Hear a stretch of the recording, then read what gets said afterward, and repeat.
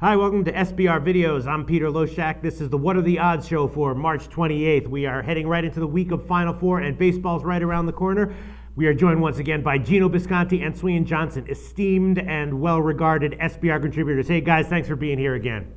Hey, Loshak, the big dog, pal. How are you? All right, well, so how you guys doing? Let's quickly review our little brackets contest that we're having. It's based on the Legends one at SBR, and I'm currently in third place, and you guys are currently in who knows whatever. But just so you know, before we talk about that, if you want to give me congratulations or clap for me, I'm actually in second place in the Heritage contest with a small shot, an outside shot at winning first place, but I got second place on lock. Second place is a $7,500 free play. That is awesome, buddy. Awesome. I love it. Hey-o. What do you think of that, man? Oh, you said Louisville the whole way. Do you have them Final Two or just Final Four? No, I just have them Final Four, but that was the key, because the way the Heritage contest works is you rate every team from 1 to 64, and I had Louisville rated 62. I just kind of rode with them, and they went all the way, and that's what really pushed me up.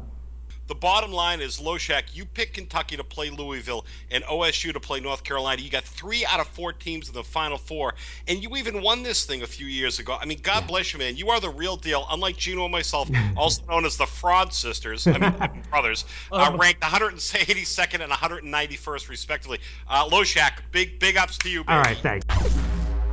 So let's talk about then the Final Four right now. I mean, we got Louisville +9, and as I said, I need Louisville to beat Kentucky to get. If Louisville beats Kentucky, I'll win the whole Heritage contest. If they don't, I'll come in second place. But +9, I don't think they're going to win. But what do you guys think, Gino? What do you think about Louisville +9?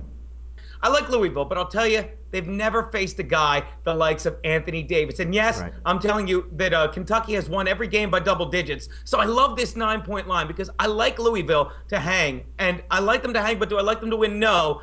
They've not faced the likes of this kid, Anthony Davis. In fact, he's in the middle of everything. He's a great scorer. He's a great offensive rebounder. And I don't have to tell you, he shattered the record for blocks by a rookie, by a Kentucky player. The last Davis to be this much in the center of everything, I believe we all know, Ann B. Davis from the Brady Bunch. She was right in the center every week. Right. Yeah, I hear you. I mean, that's the thing. Kentucky has 4 guys that might enter the NBA draft next year. And you look what they did to Baylor, and people were like, oh, Baylor can match up with them athletically. And it really wasn't even close. I mean, they got that win by double digits easily. Swean Johnson, the one thing I love about you is your energy and your positivity. I need... Your wife? I love his wife. Oh, sorry, go on. I need Louisville to win for the Heritage contest. Do you think they can do it? They're like a 20% chance right now. I probably think that's even a little bit too high. What do you think? Oh, for the love of God, they can do anything for you, Loshak. You know what, man? I mean, if anyone can make it happen, Patino can. But I'll tell you what, though, Kentucky would love to bury him. There's no doubt about it. Yeah. Well, moving on to baseball, the baseball season's about to start. I've barely even taken notice of it. I know there's a game in Japan coming up in a couple days. I think it's tomorrow. Swean Johnson, you follow baseball pretty closely, though, don't you? Do you have any teams or pitchers that you have your eye on in the early going?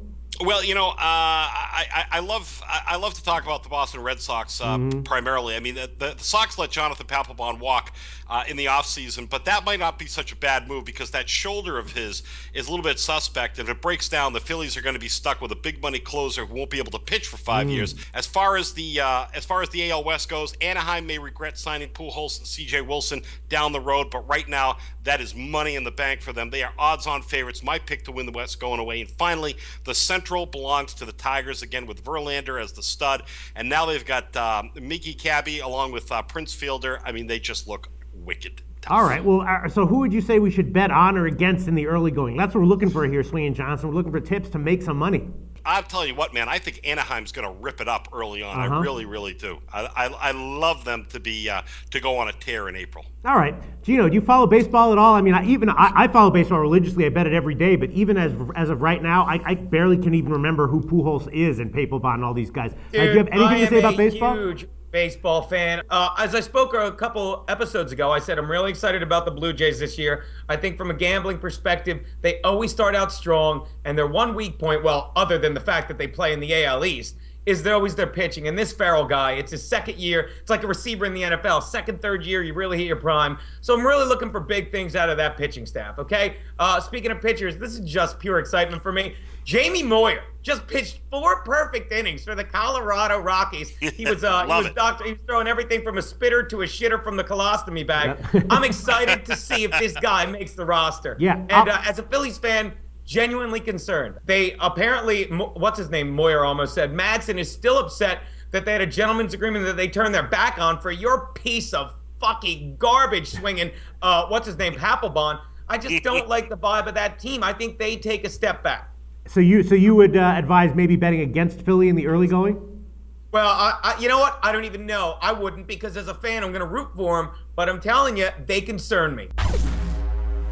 And then finally, moving on, there's the Tim Tebow press conference. Now, I know that a lot of people are talking about that. You know, I'm a pure gambling guy, so I follow lines and sports that are playing right now. I don't follow like drama or off-season stuff. But Gino, what's been going on? So Tebow's on the Jets now. What's going on there?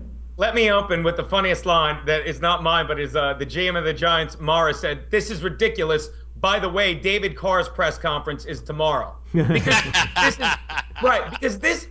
And I'm gonna answer your guys' question with a question. Hopefully one of you can explain this to me. One, why do you get a backup quarterback? And I said this in my Gino Sports Wrap just yesterday. Why do you find the only quarterback in the NFL that has a lower completion percentage than your starting quarterback, Mark Sanchez, and even more mind-boggling, a higher passer rating, which both are 75 and Sanchez is 73. You do it for one reason, to sell tickets. Mark my words, by game 6, Tebow is starting, and by game 10, Sanchez is starting again. They just want the back page. This team is a mess. All right, well, from a betting perspective, I'll tell you, I love Tebow because you could always tell he was a great bet on the under all those games when he first came in. When he was an underdog with Denver, great bet on the under. Then when he became a favorite, bet fade. I love Tebow from a betting perspective because it's always pretty easy to get a read on where you should be betting his game. Sweeney and Johnson, do you have anything to say about this before we go?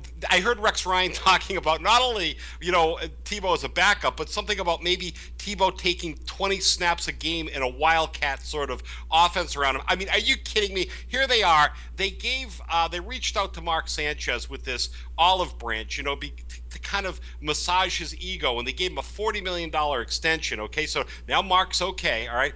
I mean, now you signed Tebow, and you basically just undid all the goodwill to get Sanchez back in the zone. I mean, let's face it. Sanchez reaches for a Xanax if you don't say good morning to him in the morning. I'm telling you, this guy is going to be out of his mind, sharing time with Tebow, or at least having Tebow look over his shoulder. This is just a mess.